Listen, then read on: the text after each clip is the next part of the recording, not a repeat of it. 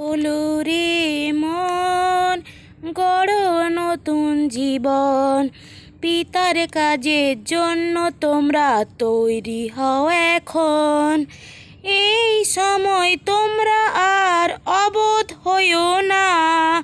পিতার কাজের জন্য তোমরা তৈরি হও সবাই। এই সময় তোমরা আর অবোধ হইও না। পিতার কাজের জন্য সবাই করো প্রার্থনা। মনকে তোমরা ফেরাও আর ফেরো বুদ্ধিতে। পিতার কাজের সাধনা করো শুদ্ধ মনেতে।